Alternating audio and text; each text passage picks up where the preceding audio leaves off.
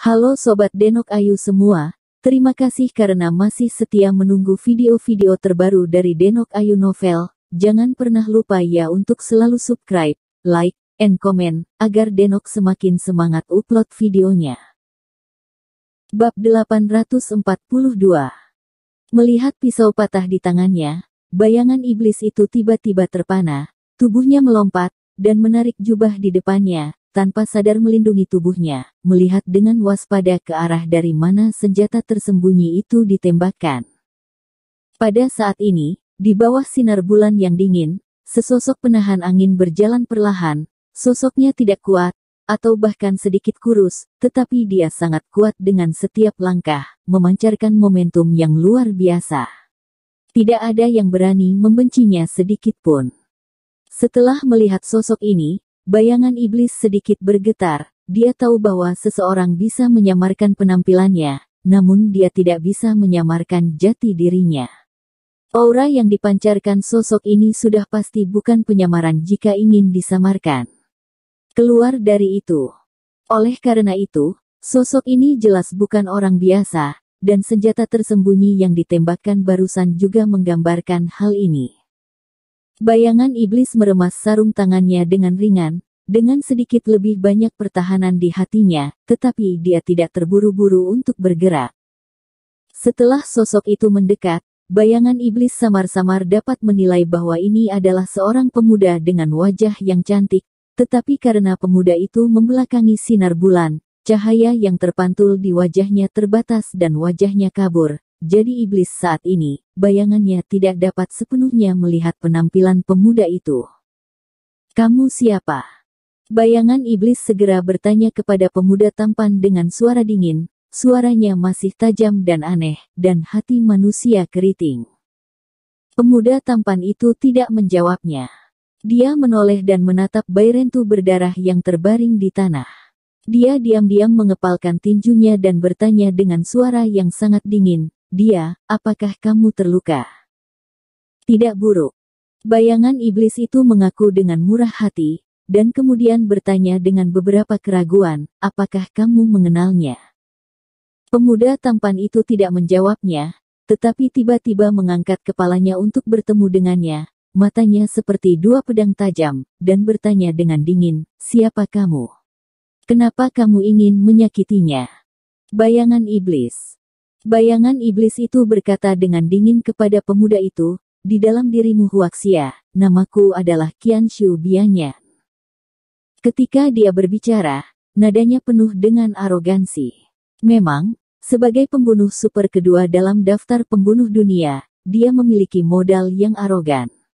Melihat seluruh dunia, namanya dibuang secara sembarangan, dan itu sudah cukup untuk membuat yang terbesar beberapa orang ketakutan.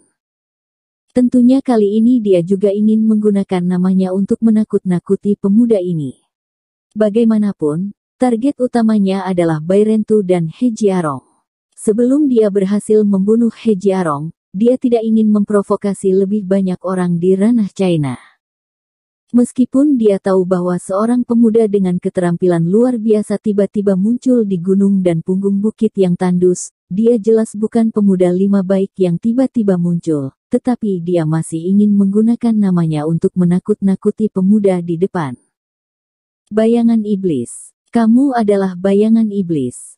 Setelah mendengar kata-kata ini, pemuda dengan wajah lembut itu sedikit terkejut, jelas sedikit terkejut, dan kemudian dia melihat dengan hati-hati pada bayangan iblis. "Pernahkah kamu mendengar tentang aku?" Bayangan iblis mencibir. "Ya, pembunuh kedua di organisasi pembunuh dunia." Pemuda tampan itu menanggapi. "Senang sekali mengenal saya tidak ingin melakukan pemborosan setiap kali saya melakukan tugas, jadi Anda beruntung, jika Anda tidak ingin mati, cepat keluar." Ketika bayangan iblis mendengar bahwa pemuda tampan itu telah mendengar tentang dia menjadi lebih sombong dan mendengus.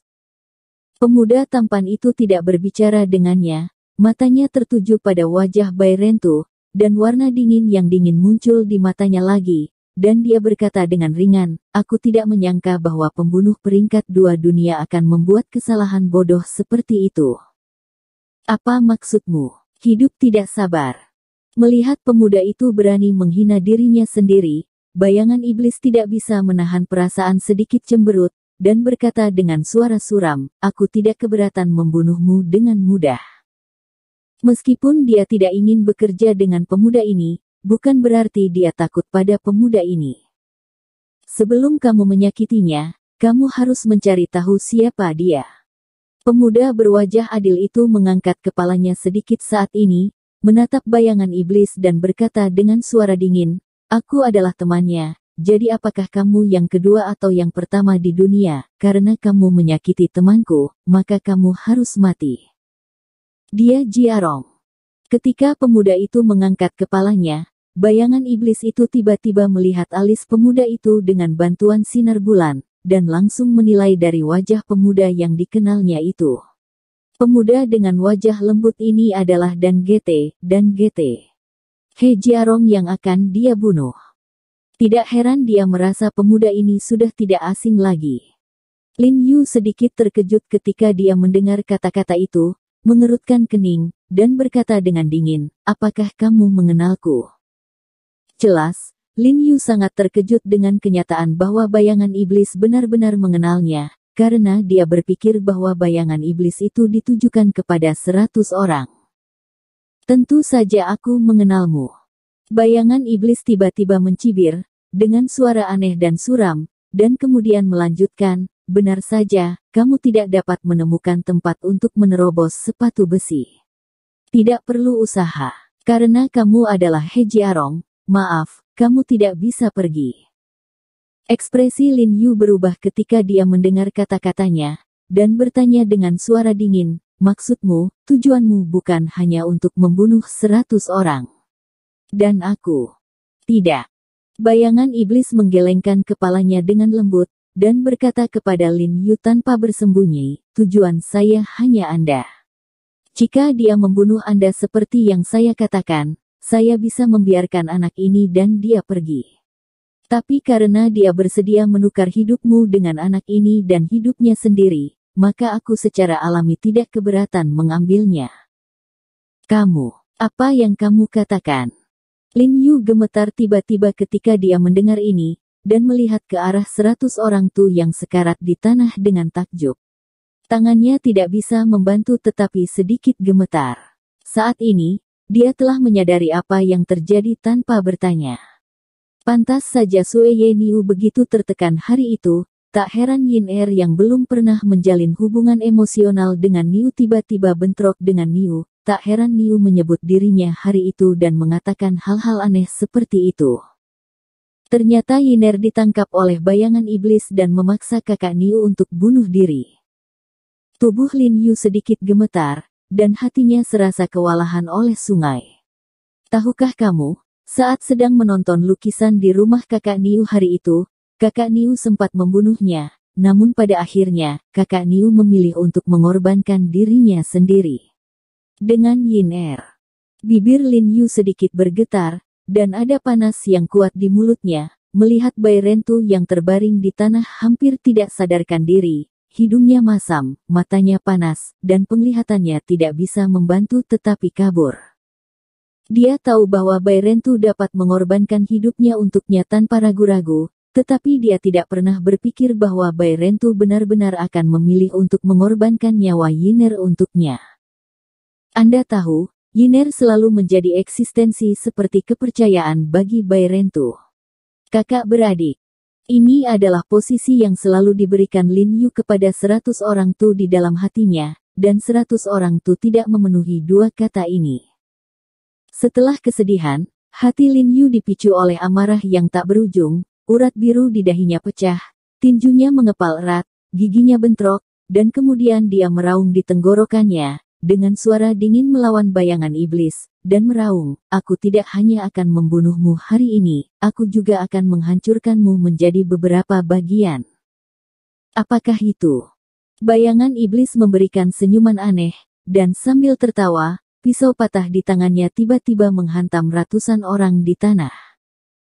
Melihat Broken Blade hendak terjun ke tengkorak Bai Rentu, tapi kali ini, ada desir tajam dan cahaya dingin, menghantam Broken Blade, yang merupakan senjata tersembunyi yang dibuang Lin Yu.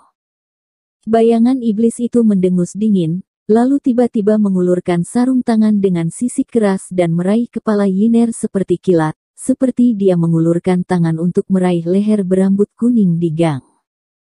Jika dia menangkap semuanya, maka Yiner harus dibunuh di tempat. Tetapi pada saat tangannya berada 1 atau 2 cm dari wajah Yiner, tangannya tiba-tiba berhenti, dan dia tidak bisa lagi tenggelam sedetik pun, dan rasa sakit yang tajam segera datang dari lengannya, seolah-olah dijepit oleh penjepit besi mekanis yang dingin. Hidup secara umum. Dia menggelengkan hatinya, hampir menoleh untuk melihat, tapi sebelum dia menoleh, dia mendengar suara dingin datang dari samping, "Kecepatanmu terlalu lambat." Bayangan iblis tiba-tiba merasa ngeri, dan dia tidak akan berpikir bahwa Lin Yu, yang berada 7 atau 8 meter darinya sekarang, akan bergegas ke arahnya begitu cepat. Anda tahu, dia hanya berjarak 1 atau 2 dari Yiner di sampingnya. Ini jarak yang jauh, dan kecepatannya telah mencapai batas, tetapi dia tidak berharap kecepatan Lin Yu menjadi 2 kali lipat atau bahkan beberapa kali kecepatannya. Bayangan iblis hendak secara tidak sadar menjabat tangannya untuk membebaskan, tetapi saat ini Lin Yu sudah menyikut wajahnya dengan keras. Bayangan iblis bereaksi dengan cepat, dan buru-buru mengulurkan tangannya yang lain untuk memblokir wajahnya, dan telapak tangannya dipukul oleh Lin Yu dengan siku. Ledakan. Topeng minyak di wajahnya tiba-tiba dihancurkan oleh kekuatan besar, dan kepalanya dibanting, dan tubuhnya tiba-tiba dibawa pergi, dan dia jatuh ke tanah dengan keras, dan Gululu berguling beberapa meter.